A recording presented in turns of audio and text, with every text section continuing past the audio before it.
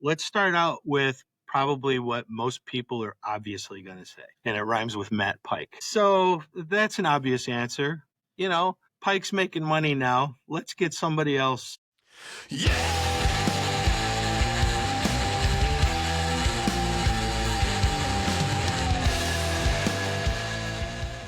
Hey, everybody. I don't know why I'm yelling it. Hey, this is S. Patrick Brooks from the Heavy Underground Farm Report.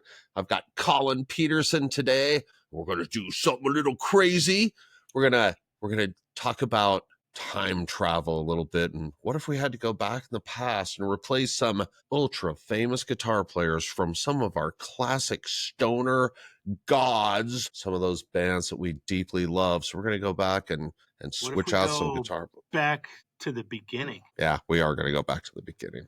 And so, hey, really quick, Colin, Ozzy Osbourne did pass last week. And I know you wrote an article for Monster Riff. I guess we'll just start there. And you got to say some stuff about Ozzy too. Do you want to talk about your article really quick? I mean, it's a great article, but sure. Yeah.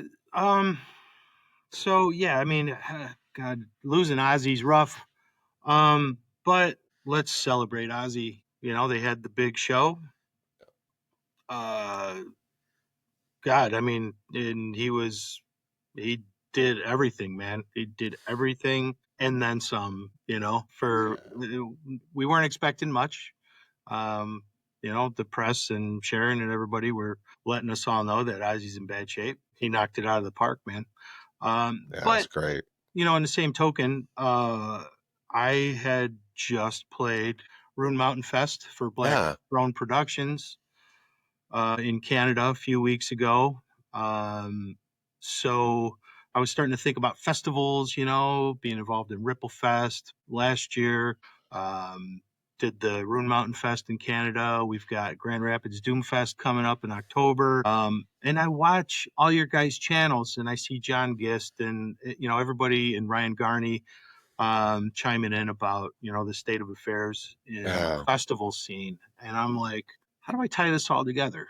And so if you go and read the article, you'll kind of see how, you know, I sort of navigate my personal life and weave it in and out. And I talk about back to the beginning. You know, I start off with that and just say for a celebration of Ozzy's life, it's awesome. For us in the Stoner Doom community, it's kind of like, man, we could have been represented. Give us one band. Give us a Corrosion of Conformity. Give us somebody. There's some notable bands in the genre who they could have grabbed and put on. I watched your new episode today, Clean Sober Stoner, and then I also watched the Heavy Galaxy show with I got to catch that one too. God, they do a great job. You know, and they touch on that too, and they have good, you know, opinions, and they have good, like, tried and true information. So tell me what's going on with Shadow of Jupiter. Well, tell me what's up with Shadow of Jupiter these days, Colin. So we've been busy. We've had some shows. Last week we played with Crystal Spiders. So good. At Reggie's in Chicago. And, you know, we've got a little bit of history with them from Ripple Fest. Became friends there and then just kept the communications going. And let me tell you, bands out there, communicate with these bands, man. You never know when you're going to get the opening slot. Just be cool to them. Don't be a douche, you know, and just I know you don't have a problem with that, man. You're a super cool guy. Crystal Spiders is awesome too, man. They are like just the sweetest people, right? And freaking, you know, Brenna's amazing, and Reed, he is such an amazing guitar player, man. Well, who else have you played with that's impressed you lately? God, who did we play before that? Volume. We played with Volume and Black Sunrise. Man, Volume is great live. Oh yeah. Yeah, it's super nice guys too. Yeah, I've known Billy and Tommy, the drummer and singer in that band, for decades. I mean, we travel in the same circles and everything. I mean, we're close. They're a good rock and roll band too, like you guys are. You guys are like in the heavy underground. You guys are from the real classic rock vein of the genre. Yeah. So I mean, John and Scott and I I mean, Scott, the bass player, we grew up across the street from each other. We were on BMX bikes in 1982, listening to Motley Crue and Led Zeppelin and everything. And John was my college roommate back in 1988. So on and off, I mean, we played, and we listened to all kinds of music. John, surprisingly for how soulful his voice is, comes from a death metal background. Really? Oh yeah, yeah. If you ever get the chance, check out Terminal Death. They're Okay, I will. They're in the Encyclopedia Metallum of one of the forefathers of death metal. All right, man. I will have to do that. So anyway, we don't have a formula, but we have so many different influences. But our sound is very Robin Trower meets Black Sabbath. That's kind of like, if I had to sum it up all in one, would be Robin Trower meets Black Sabbath. Very bluesy, but down-tuned guitars, heavy, drippy univibe effect, soulful vocals. Yeah, and John, for those who listen to us, do a deep dive into vocals. John's got an English degree. His vocals are super amazing. His lyrics are incredibly heady, intelligent. He's very compassionate, and that comes through in those lyrics as well, because they're very heartfelt, deep. It comes through in the delivery too, man. You guys come across so genuinely and sincerely on stage. You guys are comfortable up there. We've got a lot of stage experience, that enables, Adam and I to lock in. Adam and Scott have a great relationship in the rhythm section now. Yeah. Those guys are locked in together. They're both huge Deadheads. Adam and Scott are huge Deadheads, man. Adam's big into Zappa, Okay, cool. And he just, so he's making these complex rhythms. Yeah. And Scott is an incredibly talented bass player, and he's very, John Paul Jones meets Geezer meets John Entwistle. You guys, if you haven't heard Shadow of Jupiter, you need to hear Shadow of Jupiter, because this is all really accurate. Your album, I know Jacob Baker's like, it's his favorite album over the last 10 years. I'm telling you what, it spends so much time on my turntable too, bud. Those are so kick-ass. You know what? I think it's a good segue into what we're going to talk about, because, if we take you guys back 20 or 30 years, like, I probably don't get to talk to you, because you guys are like going to be fucking huge. I mean, you guys are like that kind of bands, like Led Zeppelin or Black Sabbath, and it's so, a nice man, dream. that brings us to our little time travel segment. You can do this, people. Woo. That's nice. Very good. We're not editing that out for sure. No, not at all. But Colin, I was taking a shower, and I was like in the shower thinking, man, it'd be a cool show is if, like, I talked to Colin Peterson. We like took guitar players out of Led Zeppelin and Black Sabbath and replaced them with guitar players from our scene today. It's like, who could we drop into those bands that not only would not make those bands worse, but maybe make those bands better? I was so excited about the idea that I jumped out of the shower and wrote a note. So, hey man, like, let's start with Sabbath. I mean, okay, yeah, I'm glad we're starting with Sabbath. Yeah, and I want everyone to know that we're doing this like with the utmost respect. I think the guitar players in today's bands can stand with those guys from the 70s, and let's talk about who could jump in from our scene and play with Black Sabbath. Colin, let it rip. Oh, well, let's preface this. Okay. Absolutely.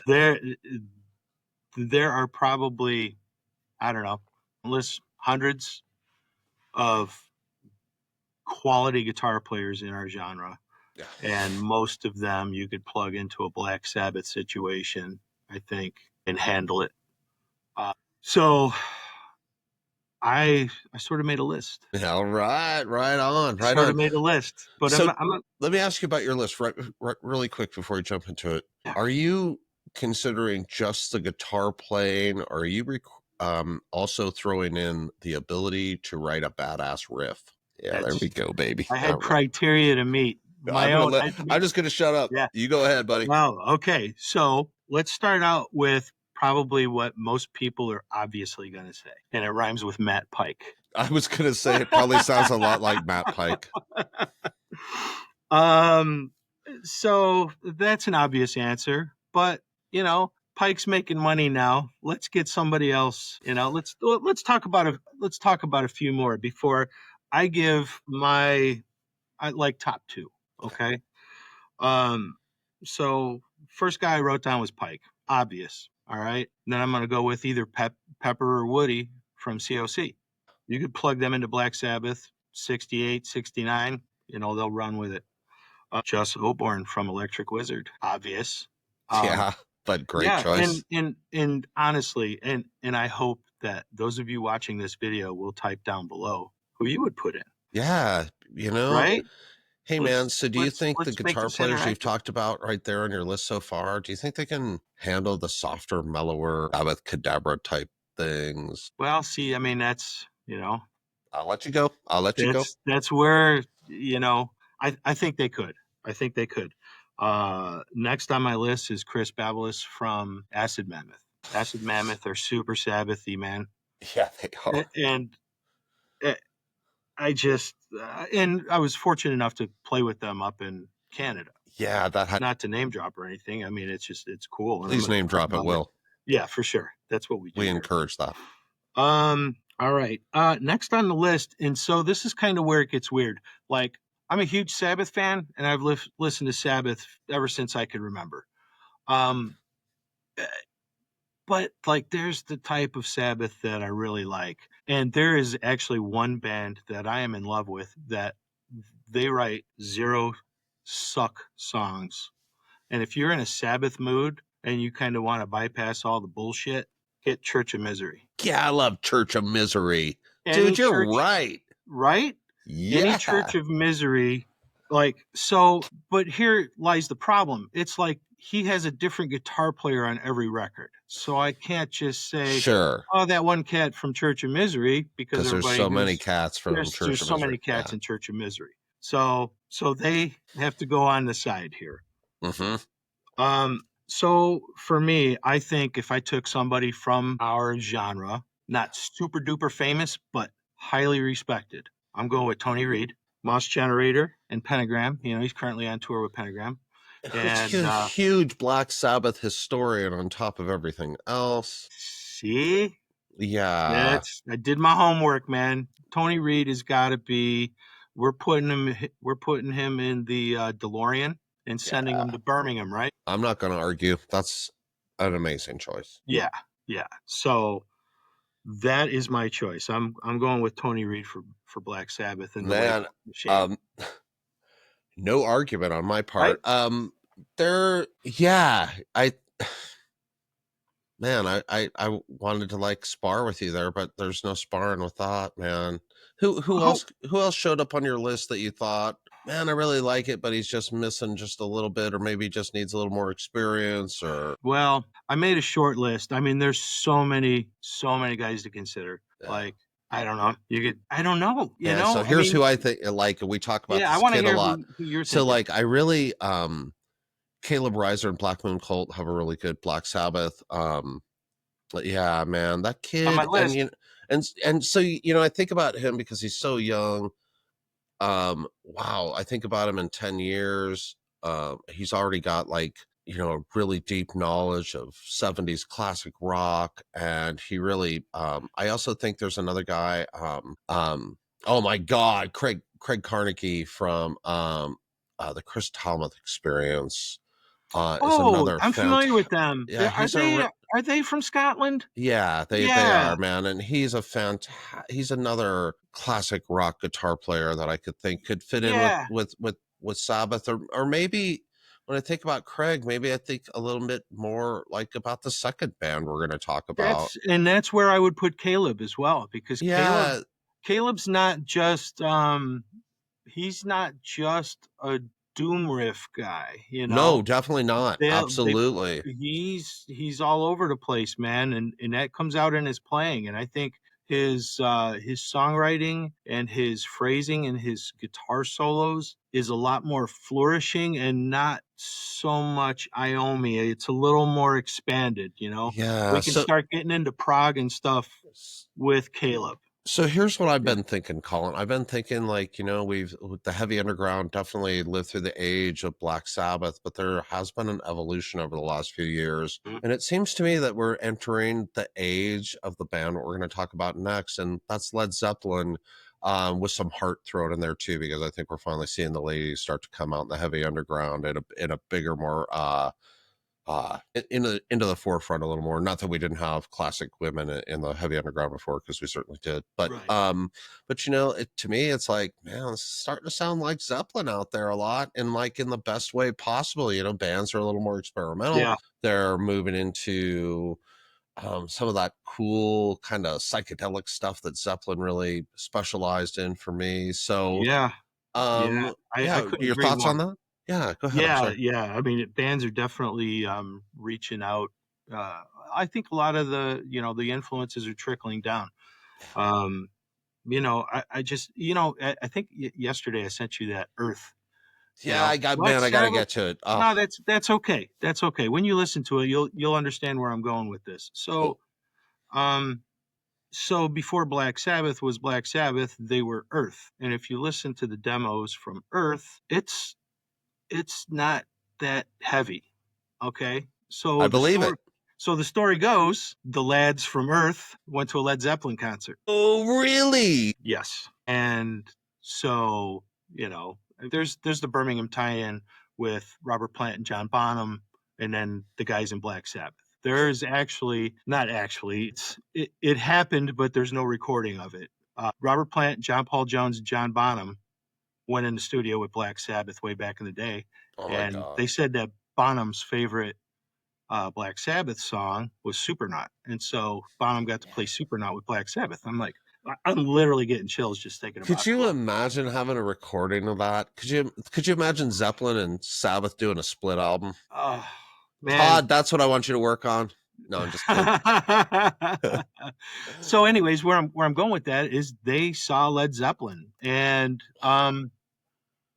you know that kind of changed their perspective. I'm not That's saying amazing. I had no Zeppelin. idea about that. I'm not saying Zeppelin wholly WHOLLY influenced Black Sabbath, but No, they but I get they it. kind of did because Ozzy had mentioned there was an article I read where Ozzy had mentioned, oh man, that was heavy, and then it was at that point where Tony Iommi basically said, we're going to be heavier, I can and totally. I find that so easy to believe. I just recently saw the Led Zeppelin documentary, Becoming Led Zeppelin, and like when they get together and they have the first jams, like it's like this is 1966 or whatever it was. it It's was like this, 68, like it's 68. like this sounds like freaking yesterday. Like it's Mhm. so heavy and unabashed, and like, Yeah. man, I mean, I don't know how you could be a band in that day and not see Led Zeppelin and not, I mean, and the power of Bonham and like the mastery of John Paul Jones, and then just All I of mean, it, all of it. Jimmy Page is a legend. So He's my replacing favorite Jimmy guy. He's my guy. Page might Yes. be tricky for you, Colin. Let's see what you got. Yeah, so we sort of touched on some stuff. Yeah, I mean, if we got to send somebody in the Wayback Machine, We're going after Zeppelin. plug them in Led Zeppelin. And man, this is a tough one because I wear Led Zeppelin on my heart.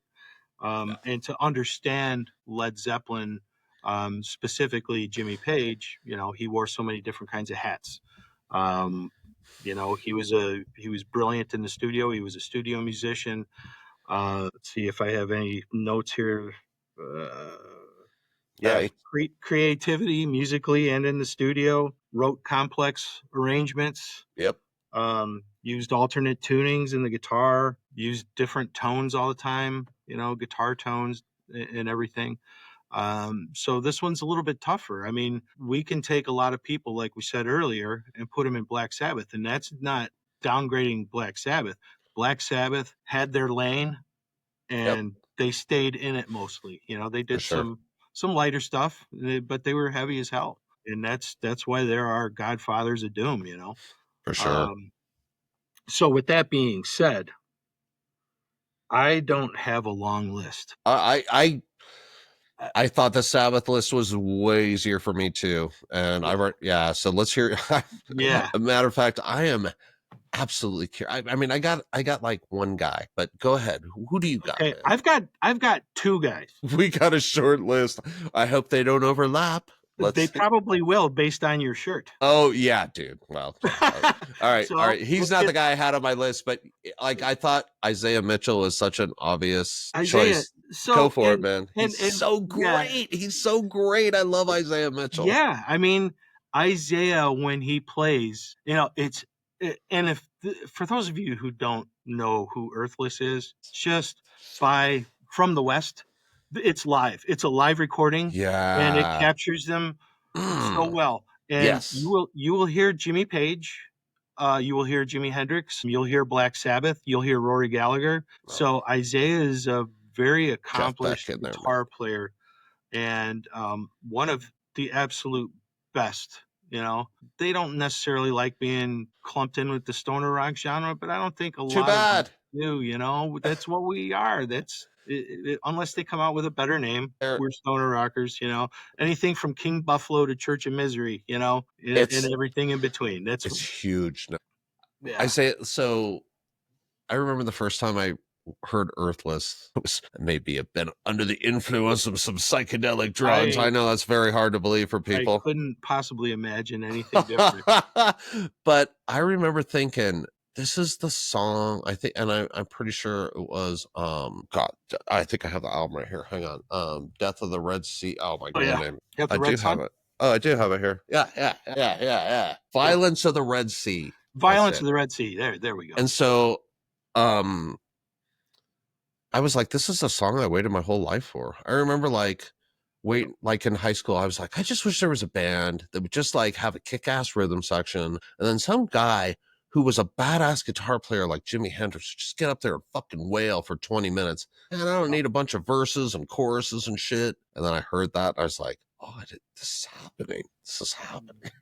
And Yeah, he's like, have you seen him live? I have. Me too, man. And it was just like, here I am for like an hour and 10 minutes. Right? Yeah. Yeah, I got to hang with them for a little bit. Oh. So just a real quick history because I'm a geek like that. No, history's great. Mario Rubalcaba, the drummer, was a professional skateboarder. Yeah. It's I used to crazy, right? Yeah, I used to work at a bicycle shop, and I remember selling his skateboards back in the 80s. I was like, this can't possibly be the same guy, and it is. Insane. And I mean, most rock drummers you run into, they're going to say John Bonham is my favorite drummer. And legit, Mario he could go back in the Wayback Machine and fill in for Bonham. Dude, He's that good. He's got the tone. He plays the Ludwig Vistalite drums. He does he's thunderous. yep. But since we're just talking about guitar players, Oh no, that was a great no. yeah, man. All right, to So snip into that for a second. yeah, seriously, man. Isaiah could do. Isaiah can go in a room with Plant, Bonham, and John Paul Jones and make incredible music. And I know it'll be organic, and I know over the years it'll grow because that's what Isaiah does. I mean, he does that on the side. I don't know if you follow him or not. He does some really hippie, trippy, Did you check out the Elvin album? yeah, I friggin' love that right? album. It's one of my favorite albums this year, and it's exactly why I thought of Isaiah Mitchell when we were going to do this Mm-hmm. as Led Zeppelin's guy because, well, what I mean, like he could do that, he could do the softer, I don't know. I'm not a musician. I can't do that. I don't know what that, you know what I'm talking about, Oh yeah. and of course now I won't come up with a single Led Zeppelin song in my head that, Oh man. but the softer guitar part, Jimmy Page is just, man, I like, how do you feel about when you hear people say Jimmy Page is a sloppy guitar player? Well, the internet is a mighty sword, and everybody likes to knock the person on top of the mountain down. Fair enough. I agree. I get what they're saying. Sure, I do too. Neil Sean from Journey is also a sloppy guitar player, but he's very technical, as is Page. So here's my definition. I'm going to give two examples of sloppy lead guitar players. Okay. Matt Pike. Yeah, yeah. When you listen to High on Fire, Matt Pike is like the Kerry King of doom. All right, just sloppy. Okay, Okay. Carrie. So I love that sleep, description, by sleep the is way. awesome. High on Fire is awesome. I Fuck love them. I yeah. have their albums. This I is love not an Slayer. insult, man. No, I love Slayer. Yeah, Kerry King. same. Yeah, sure. Kerry King couldn't play a guitar solo in key if he had a gun to his head. He I mean, never it just, has. and so when they start talking about Page, Page was very melodic, Yeah, you know. right. He did, listen, I mean, That's what I was looking for. Heartbreaker, the solo for Heartbreaker. Ugh. I mean, Christ, uh, when you listen to that, it's not Yngwie or Richie Blackmore accuracy, but the notes are there, the picking's there. He's not just flippy flopping away. The stuff that they put down on record is timeless. Ugh. Timeless. Yeah, I agree. Well, you said your list was 2 guys, and Two guys. yeah, I'm curious to see who number 2 is. Well, actually, number 2 was Isaiah Mitchell. I have a number number 2 one. is oh man. I have a number one. Did you Oh pick man, I know how yourself? to build this You up. pick yourself? Are you kidding me? If I was in the same Dude, room with those guys, I'd be gushing and fetching beers. That's all I'm good for. Dude, you don't give yourself enough credit. You can get up there and fucking wail with those guys. All right, man. Who's your number 1? Nick DeSalvo, Elder. Oh, all right. Out from left field. Yeah. Nick DeSalvo had, you know, just like Led Zeppelin, early Elder was super heavy, but he grows and gets more complex. Complex time signatures, complex songs, just the way he plays the guitar and navigates everything. DeSalvo's my guy. Dude, he's so like, they're like, man, he picked some powerhouses. I mean, like, yeah, Elder's like intimidatingly good at what they do. That whole thing with Elder is like they just continue to get better and write more mature songs. And that's why I chose him to be my modern day Jimmy Page, because he adapts. He's got a great ear. He can navigate the fretboard. He'll write for the song without being, fretboard masturbation and all that stuff.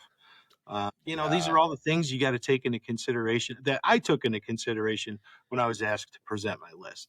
Man, I think there's probably, I don't know. I immediately thought of Isaiah and Nick for those roles because they're very mature, very capable. Caleb could do it too. I agree, but there's something interesting that you said about the maturity of the guitar player. Yeah. And Caleb plays like he's a lot older than he is. But he's an just think about what is this guy going to be doing in 10 years? And so I picked a mature guitar player as well. All right. I have the privilege of living in the same city with Luna Soul, and I get to see Dave Angstrom on a regular basis. And what impresses me, and Dave mentioned it one time, is like he said something about I like playing sloppy like Jimmy Page, and like what. He's much more technical than he gives himself credit for. And yeah, he gives me that vibe when he's up there doing solo. And it's like, and since Luna Soul does a really heavy blues thing, I think back to like the first couple Zeppelin albums in particular. And there's something about the energy of Jimmy Page live. I remember going to see him, The Song Remains the Same like 20 times when I was in high school for the midnight movie. And, just like my friends were like, are we going to go see that fucking movie again? I'm like, it's Zeppelin. It's like, what are you talking about? It's like, yeah, we have beer, we have weed, we need Zeppelin. And so, he like brings like cool, super cool vibe and like just the way he plays. I see him like whipping out the bow and doing that shit too, Yeah.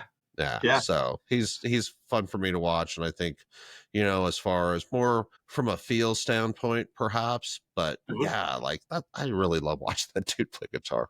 Yeah. Yeah. And dude, seriously, you, man, like you're like, I'm not joking. I love your guitar playing and you're amazing. A technical player that plays with so much feel, and it's not accidental that you're the person I thought of who I wanted to do this show with. I mean, you're just an amazing guitar player, one of my favorite guitar players to listen to and to see, and I can't wait to see you again. Well, man, I really appreciate you taking the time to do this. man, your band, I can't wait till your new album comes out. And I know there's just more exciting things coming up for you guys. It's so cool that you got to go to Canada and play the festival, Oh, it man. was so awesome, man.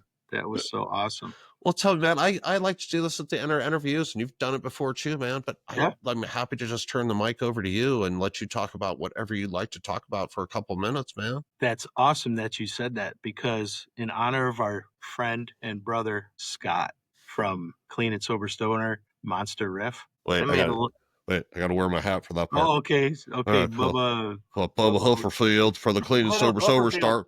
Clean and Sober Stoner part. Just kidding. We can't forget the ladies. I have a list of gals. What? Yes, sir. Hell yeah, let's do it.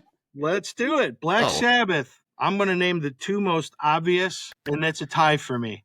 All right. Liz Buckingham from Electric Wizard and Lori S. from Acid King. Dude.